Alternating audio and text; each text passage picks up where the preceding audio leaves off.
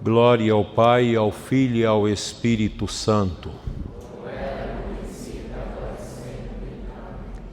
Uma alegria poder estar com a juventude tão seleta como esta aqui, de diversos lugares da nossa diocese, os jovens das comunidades do caminho neocatecumenal. Minha saudação ao Padre Darcy, que nos acolhe aqui na Paróquia Divino Espírito Santo de Planaltina, Goiás, nesse dia quente de 16 de novembro de 2025.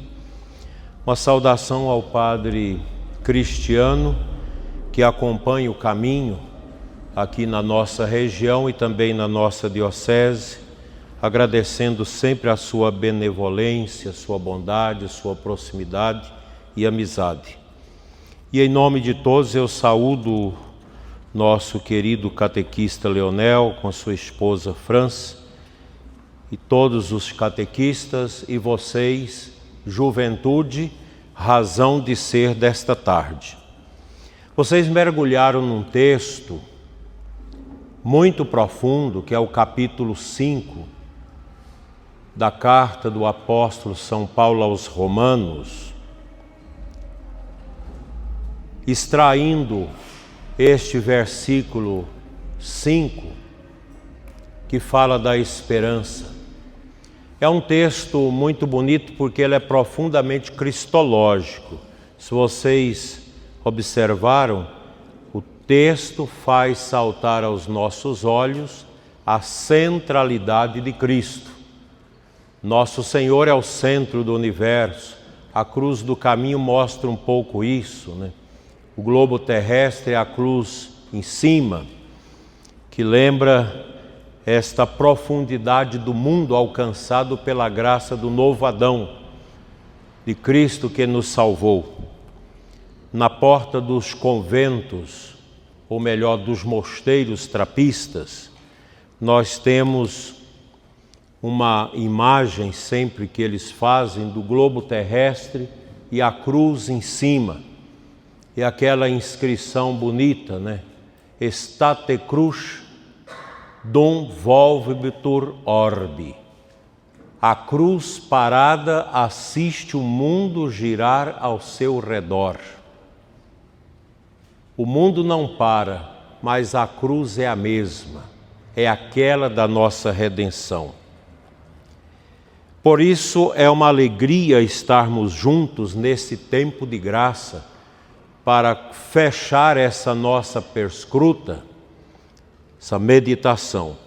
Caminhar com vocês é sempre descobrir como Deus renova a igreja por meio da juventude, que carrega no coração a sede da verdade, o desejo de Deus, anseio de sentido e vontade de ser fiel. A fase de vocês é uma fase própria. E quando vocês estiverem da idade minha,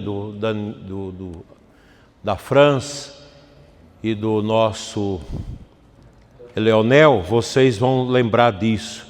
A nossa juventude foi uma etapa, né?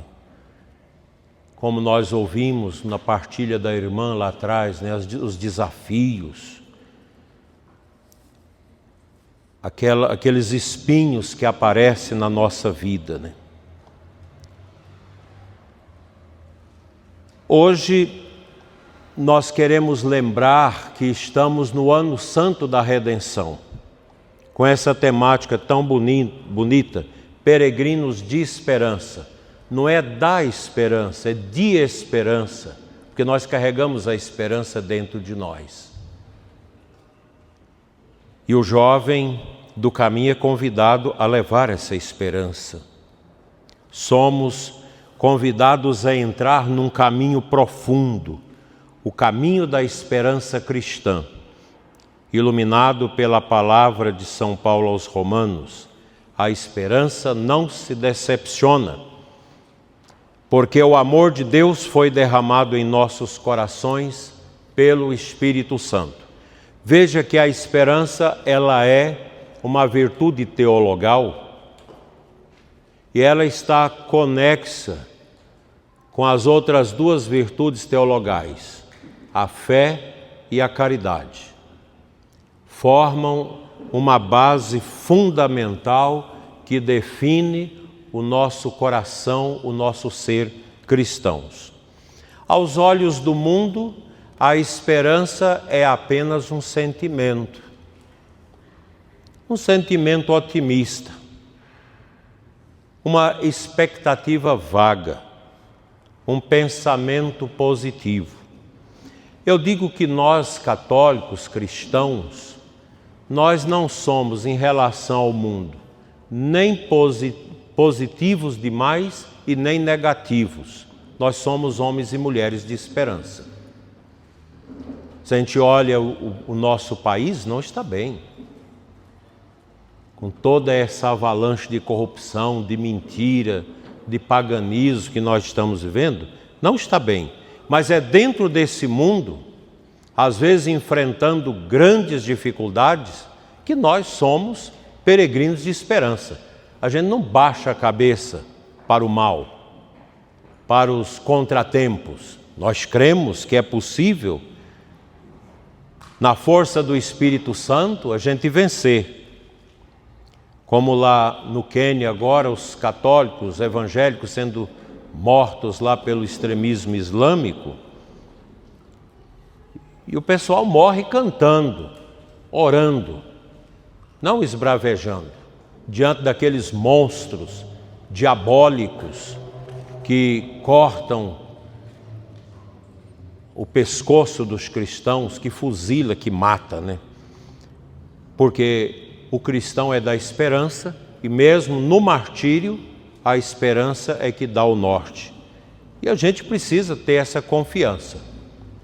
Diante de tantos desafios, e nós não temos muitas perspectivas boas a nível social, político, jurídico do nosso país, nós vivemos momentos ímpares e difíceis.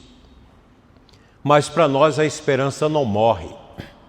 Nós vamos com ela, porque ela não decepciona. Não porque nós somos bons, mas porque Deus é fiel a todos nós, não obstante os nossos pecados. Aqui ninguém pode dizer eu estou pronto, nem as monjas podem dizer isso. Estou pronto, não.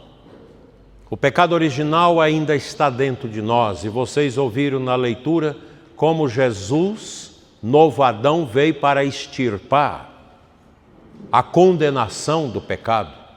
Nós fomos salvos, nós fomos perdoados, mas esta miséria que nós carregamos no nosso coração, decorrente do pecado, que é a concupiscência, ela vai nos acompanhar até o fim.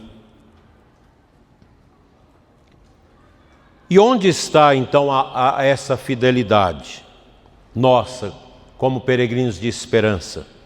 Está na cruz de Cristo, está no sangue derramado, está na ressurreição gloriosa, está no Espírito Santo que habita em nós, para que nós vivamos dia a dia o nosso Pentecostes pessoal. O Ano Santo nos apresenta uma verdade: somos peregrinos. Neste mundo todos nós somos peregrinos. Os cristãos são peregrinos. Por que são peregrinos? Porque Jesus diz: ninguém tem propriedade eterna neste mundo. Ninguém tem aqui uma casa permanente. Nós estamos construindo a nossa casa no céu, por isso somos peregrinos. E o tema é muito bonito, extraordinário, maravilhoso. A vida do cristão não é um ponto parado, é sempre um caminho. Por isso que vocês participam desse caminho neocatecumenal, porque a igreja no começo chamava-se caminho. Ah, esse aí é do caminho, esse veio do caminho, né? Mais tarde que passou a ser chamada igreja, mas nos Atos dos Apóstolos, vocês podem ver que muitas vezes as comunidades eram chamadas de caminho. Peregrinos de esperança não é um slogan bonito, é uma definição da identidade nossa batismal. Você recebeu o batismo, você se tornou peregrino de Deus neste mundo. E a nossa peregrinação neste mundo encerra no último suspiro, quando a nossa alma deixará o nosso corpo para se postar diante do Cordeiro redivivo, para o julgamento pessoal. O jovem do caminho neocatecumenal sabe bem que tudo na vida cristã é uma estrada. Iniciação à palavra, à Eucaristia, à conversão, à renúncia dos pecados, ao discernimento, à vida de oração, à comunidade, à luta contra o pecado. É uma vida também de descobertas, de quedas e recomeços. Vocês são jovens em caminho, guiados por Deus nessa estrada. Mas caminhar é preciso. É preciso saber de onde nós estamos partindo e para onde vamos. O ponto de partida é a realidade de cada um de vocês. Famílias, às vezes, que têm sofrimentos, doenças, mortes, desafios, dificuldades econômicas. Esse é o ponto de partida. A luta contra nós mesmos, vinche quem se vinche, vence quem se vence, porque vencer a nós não é fácil.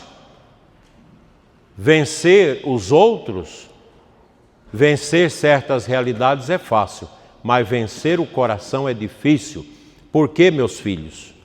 Porque no coração humano orbita o orgulho, fruto da concupiscência. Nós somos orgulhosos. Não adianta ninguém dizer que eu sou pura humildade. Não é. Ninguém aqui é plenamente humilde, porque humilde é Cristo. Nós ainda não fomos pregados na cruz de maneira livre, por isso nós ainda não podemos dizer, eu sou perfeito, eu não tenho orgulho no coração. Tem sim. Basta alguém te chamar a atenção, basta haver uma correção para o seu coração se fechar, se angustiar, se deprimir. Aliás, toda depressão tem uma origem, o orgulho. Depressão é você não saber aceitar as perdas. Ah, porque minha mãe morreu, ah, porque meu pai morreu, ah, porque eu terminei o namoro, o rapaz terminou comigo, a minha namorada terminou comigo, ah, porque eu perdi o emprego, fui dispensado, ah, porque eu não passei no concurso. Aí você fica deprimido, porque você não aceitou a dureza da vida.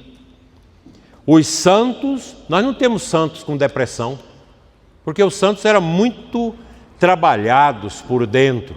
O eu do santo é muito trabalhado, é um eu que se configura a Cristo.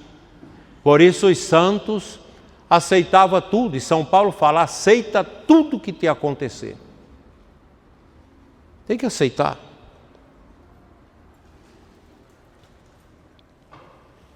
São Paulo nos diz que fomos justificados pela fé e que vivemos agora na graça de Deus.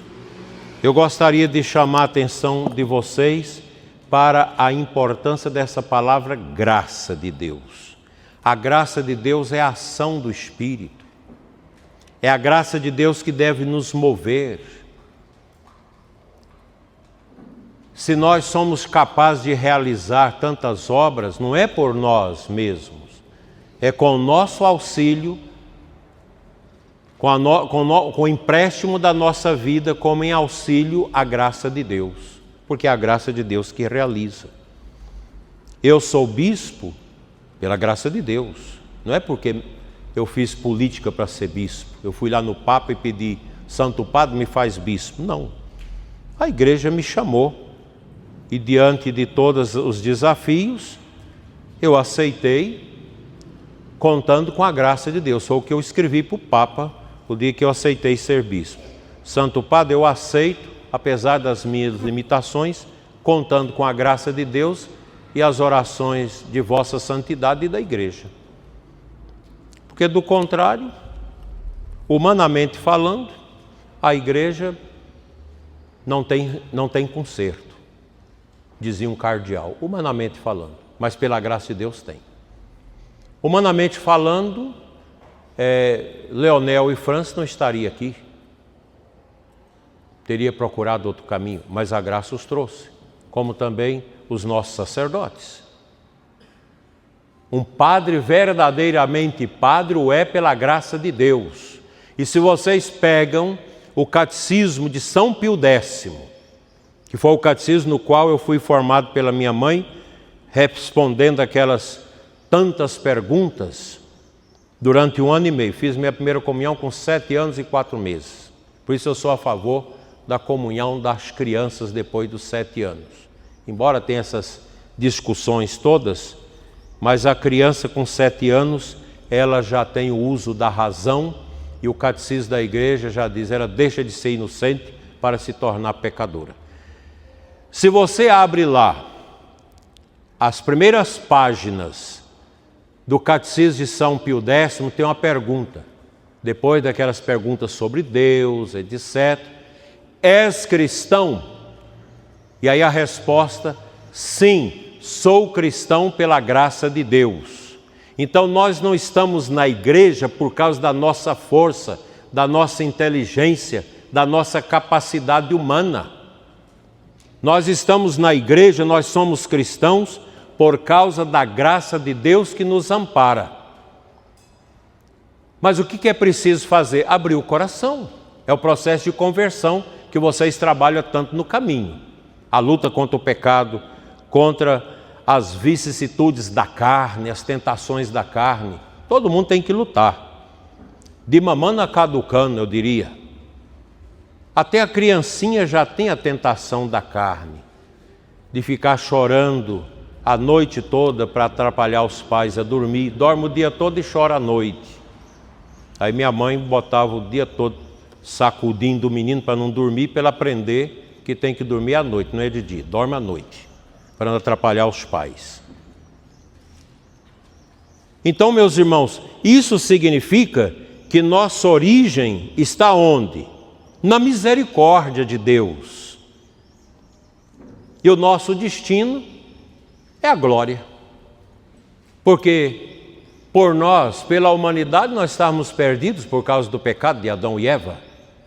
Mas Deus, que é eternamente amor, eu até risquei ele na minha perscruta, né? O número 1 é a perfeição, se atribui a Deus. O número 2 é a imperfeição, é o meu eu imperfeito. Por isso 2 mais 2 é 4, é imperfeição. 2 mais 2 mais 2 é 6, é a trilogia da imperfeição que vai dar o número da besta. Mas se soma mais 2 dá 8. E aí o 8 significa o novo dia da criação, a ressurreição de Cristo é a perfeição. São coisas muito bonitas da tradição da igreja. E a esperança, meus filhos, é a ponte entre as duas coisas, a misericórdia e a glória. Ela nos faz caminhar na direção certa. Mesmo quando o mundo tenta nos arrastar para outras estradas. Eu sei que muitos de vocês às vezes questionam, mas qual o sentido de eu estar no caminho? O que isso vai me dar? A carne às vezes te faz perguntar isso.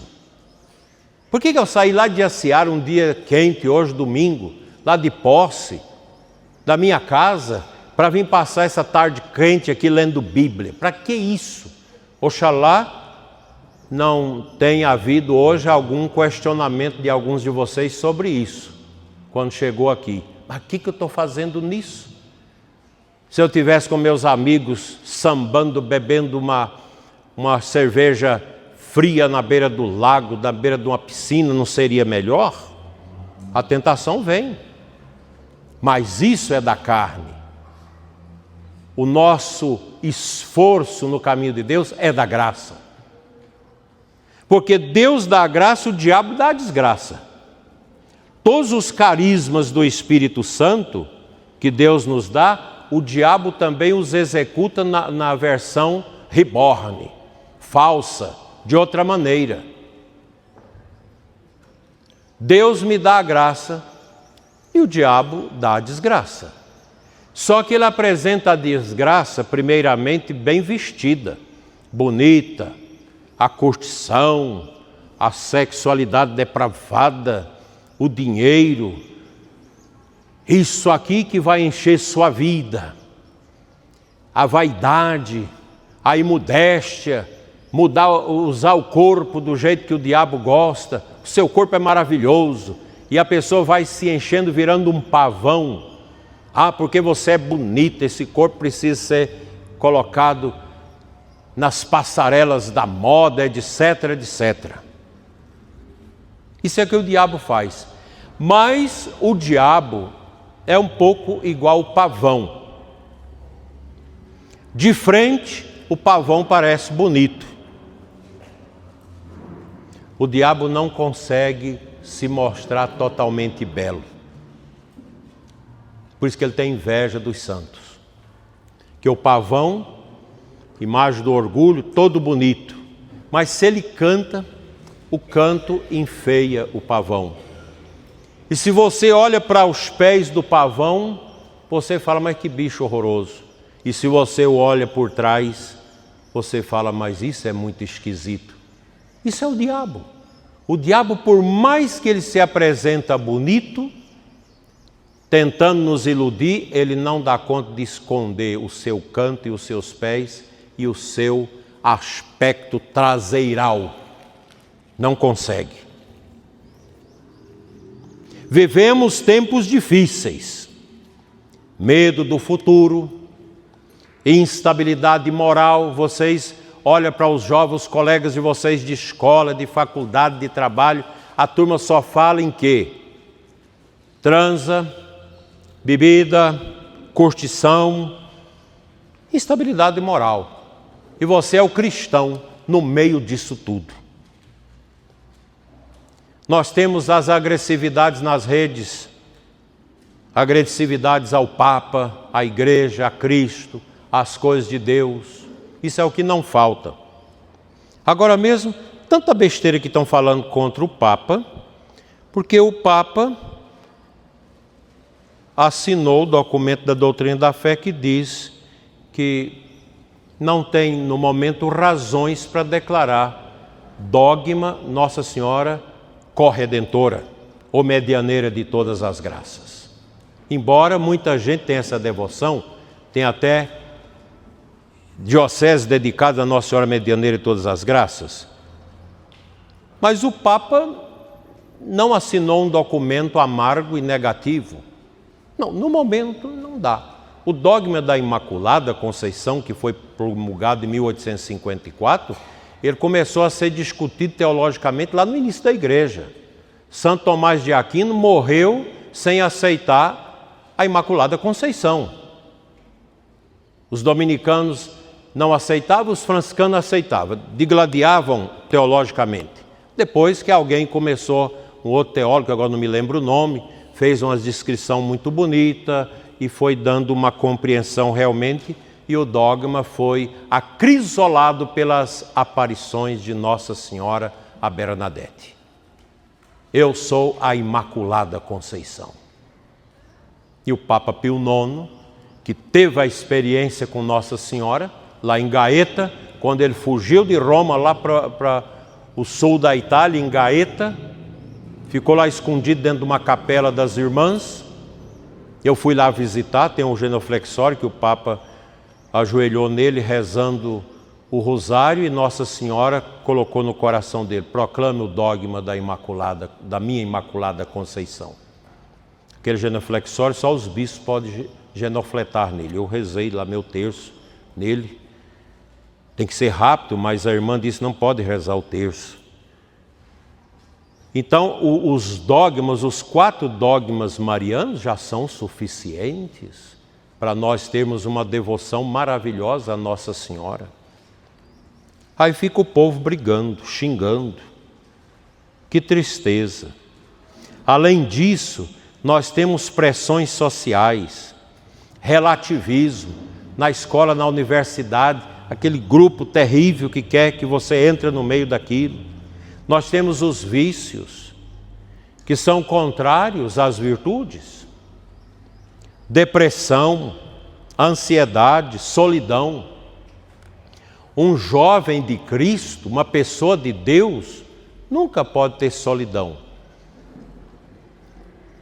Um dia, uma prima minha me perguntou: você é muito solitário? Eu ainda era padre. Eu falei, por quê?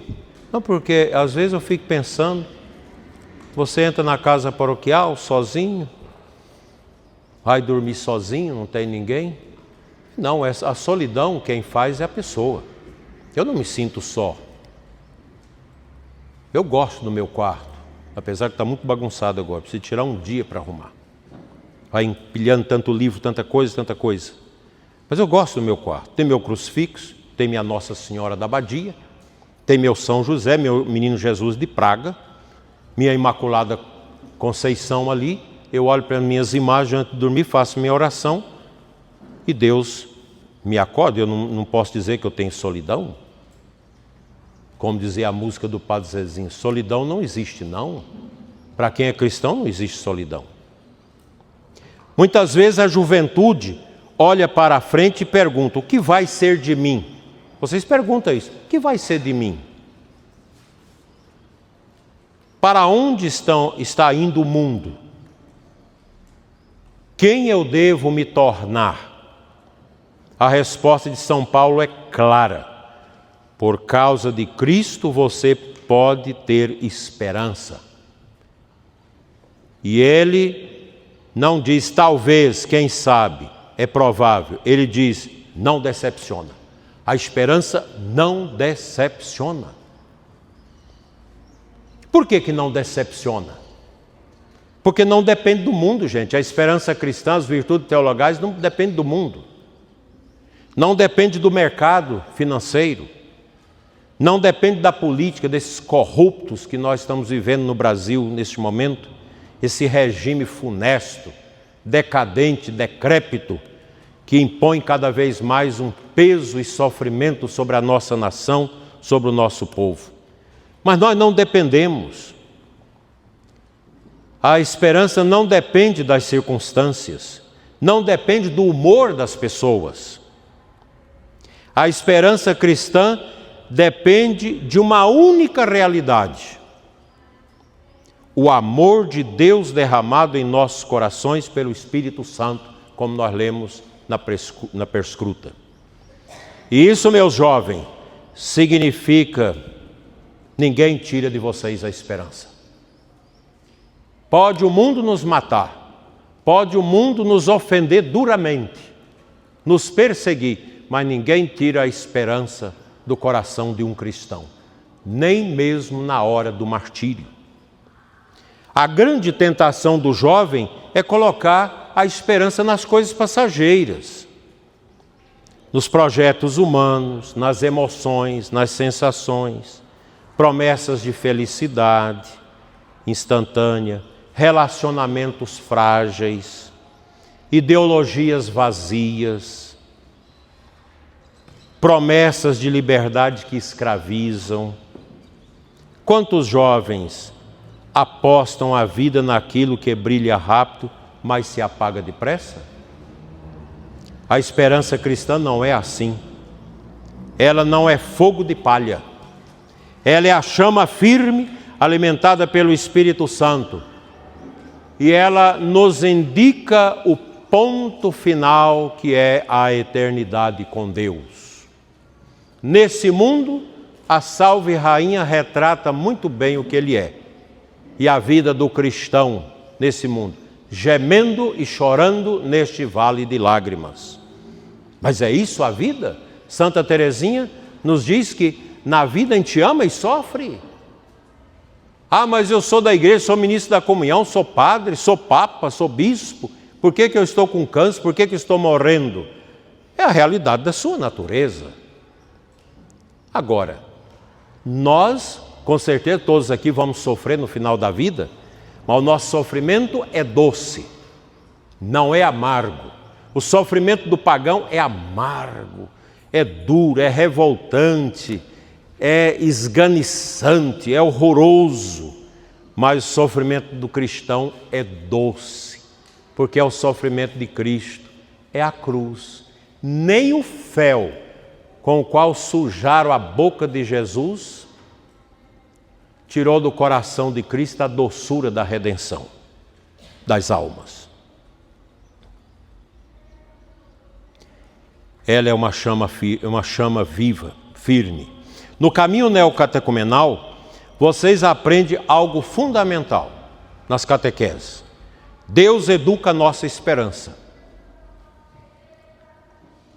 Eu digo isso para vocês, eu sei que é difícil vocês compreenderem essas coisas, porque nós estamos num tempo de futilidade. E a cabeça de todo mundo aqui está alcançada pelas futilidades, inclusive a minha. Futilidade do feminismo, do marxismo cultural, do relativismo, isso está tudo dentro de nós. E não é fácil expurgar isso, tirar esse troço de dentro de nós. A igreja, meu Deus, como a nossa igreja na sua dimensão humana, nesses últimos 60 anos, aqui no Brasil inclusive, foi contaminada pelo relativismo, pelo laxismo, pela falta de piedade, pela falta de compunção, pela falta de fé viva que transforma as almas, que transforma os corações. Quantas comunhões mal feitas, quantas confissões mal feitas, quantos jejuns mentirosos, quanta preguiça espiritual, por causa do pecado. O caminho educa vocês para uma esperança cristã. E Deus nos educa. E Ele faz isso por meio das crises, das provações, dos silêncios, das lutas interiores. Por isso, irmã, você que partilhou a dor, eu não sei se é ela que está cochilando lá atrás. Está só escutando. Você pode ter certeza, Deus vai te ensinar através das provações que você passou e está passando. Dos silêncios, das lutas interiores, dos abandonos, que às vezes você se sente abandonado pelo pai, pela mãe, pelos seus amigos, e você fica triste, entra em depressão, tem que tomar remédio, o médico tem que dar o Rivotril. Não precisa disso. Quem é de Deus não sente solidão. Muitos de vocês já enfrentaram dificuldades tremendas, família ferida, tentações, quedas, dúvidas, medos, pecados antigos, vícios que tornam a voltar. Mas é justamente aí que Deus derrama o Espírito Santo. A esperança nasce, muitas vezes, no ponto onde nós achamos que nada poderia florescer. Isso é verdade. E São Paulo diz: a tribulação produz esperança. A perseverança, virtude provada. Está aí no texto que vocês leram. A virtude provada, a esperança. Isso significa que a esperança não é fabricada. Ela não é feita. Ela nasce quando você não desiste. Vem outro pensamento de suicídio, fala: isso é do demônio, vá de retro. Ah, você poderia voltar ao mundo, você era tão feliz quando você vivia no mundo, namoro sujo, imundice. Vá de retro, Satana. É como Jesus fez com o diabo nas tentações. Vá de retro. Não tentarás o Senhor teu Deus. Não só de pão vive o homem, mas de toda a palavra de Deus. Tem que ser assim. Adorarás somente ao teu Deus. Quando você cai e levanta, é a esperança agindo. Quando enfrenta a vida com fé, é a esperança que age. Quando diz, Senhor, eu confio em Ti, terço da misericórdia, é esperança. Jovem que foge das provações nunca aprenderá a esperar. Mas o jovem que enfrenta tudo com Cristo, descobre uma força interior capaz de transformar o mundo. Hoje, meus filhos, eu lembro no meu tempo de vocações, oxalá nós tivéssemos o que nós temos hoje na igreja, uma pregação dessa. Nunca ninguém me falou dessas coisas antes de eu entrar no seminário. Entrei cru. Eu poderia ser melhor se tivesse tido uma boa preparação. E neste ano santo, a igreja inteira é chamada a levantar a cabeça e caminhar com coragem. Não somos peregrinos do desânimo. Por isso que o Leonel sempre grita com vocês, ânimo! Para não cair no desânimo. Ânimo! Somos peregrinos de esperança. Vocês, jovens do caminho, têm uma missão. Eu digo para vocês como pai de vocês, espiritual. Mostrar ao mundo que é possível viver com sentido, com alegria verdadeira e não do mundo, com castidade, com coragem, com fé, com fraternidade. Vocês sabem o quão importante é a comunidade do caminho na vida de vocês. Valorize a sua comunidade, porque é ali que Deus te poda naquilo que você acha que vai fazer a vontade de Deus e a comunidade vê, não, não é aí não. Aí se você vai por esse caminho, não é a vontade de Deus está aí. Você vai cair. Isso é muito importante para vocês.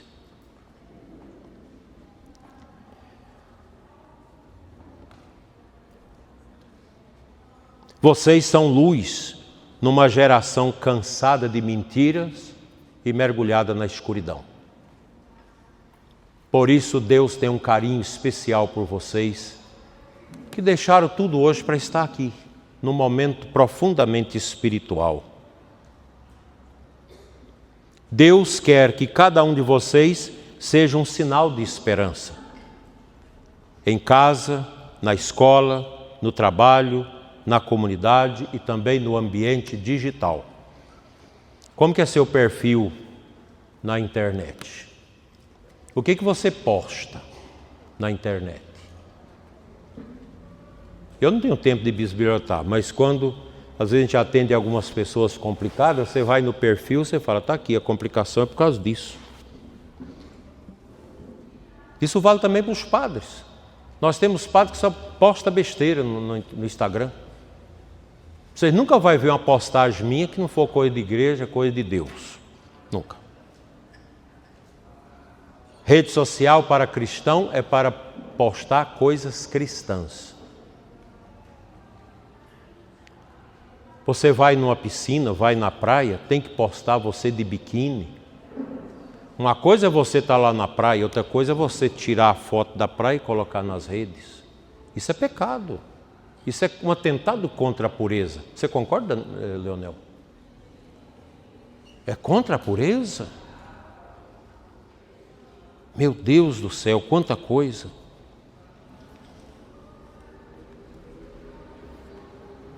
A gente não precisa dessa carência de ser visto. Eu tenho um pouco de gente nas minhas redes sociais, mas eu nem me importo com isso. Isso para mim, se amanhã eu sentir no coração que Deus fala, pode parar o programa Oração da Manhã, Oração da Noite, parar de postar as coisas, eu paro de postar. Eu posto essa palestra que eu estou colocando aqui, eu posto porque muita gente fica pedindo. Posta lá as suas palestras que a gente quer ver. E tem gente que escuta lá, meia dúzia de pessoas que escutam, que acha bom. Tudo bem.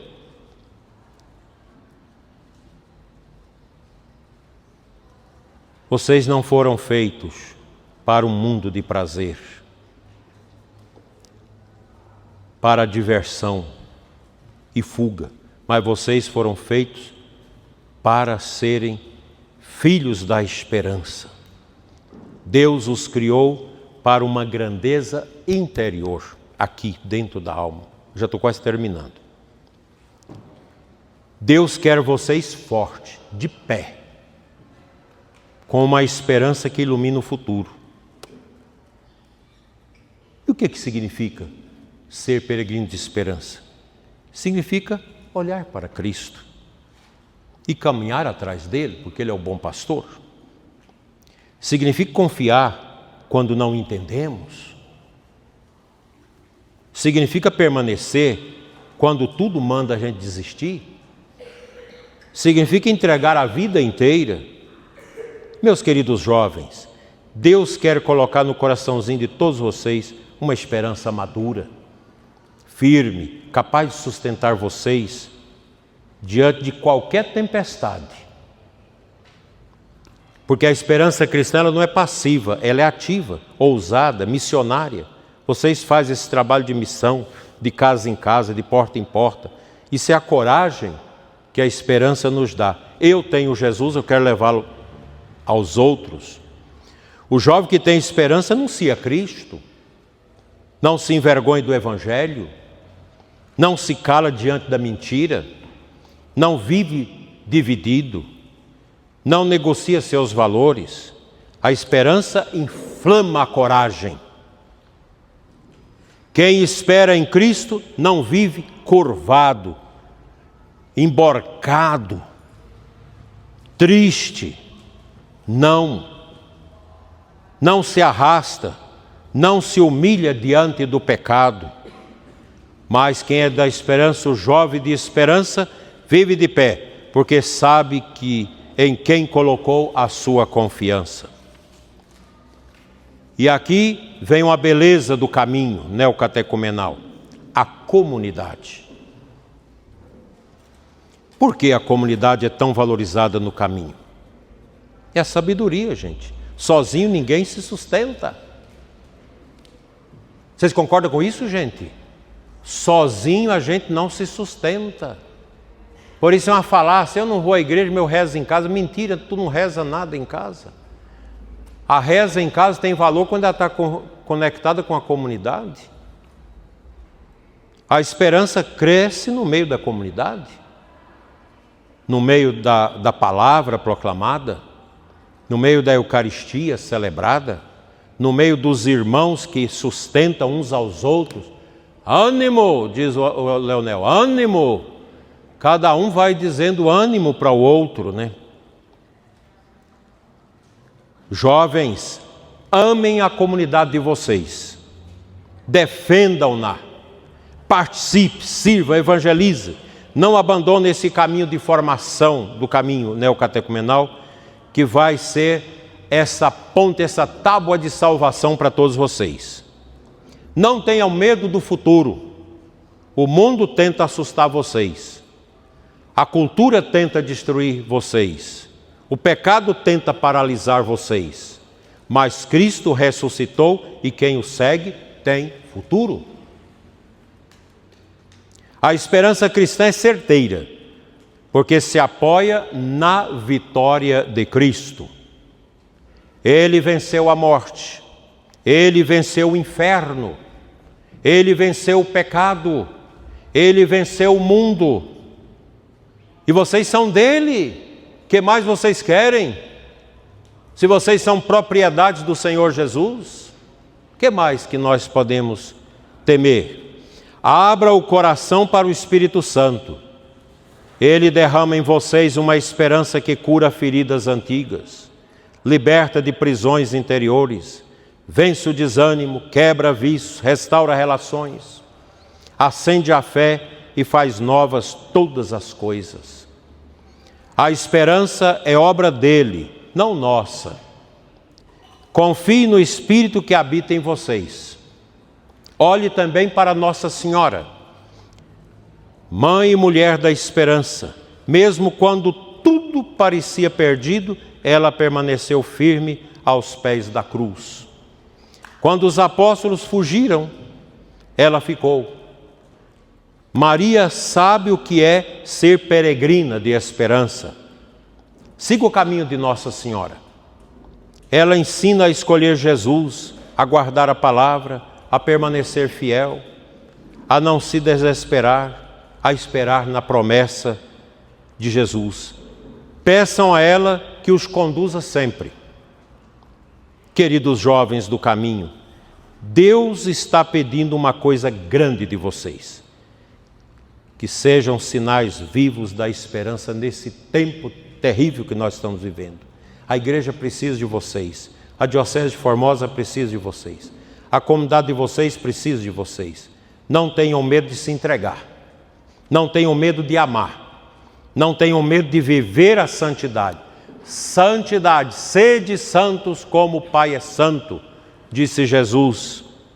Concluo dizendo: deixem Cristo acender no coração de vocês uma esperança que não falha. Não importa o tamanho da luta, da tentação ou do sofrimento, Cristo está com vocês. Este ano santo será um marco espiritual na vida de cada jovem que tiver coragem de dizer, e eu agradeço os jovens que foram a Roma e que rezaram lá por mim e pela Diocese. Digam: Senhor, eu quero caminhar contigo. Repitam. Senhor, eu quero caminhar contigo. Seja em Planaltina, em todo lugar, verdadeiros peregrinos da esperança, assim seja.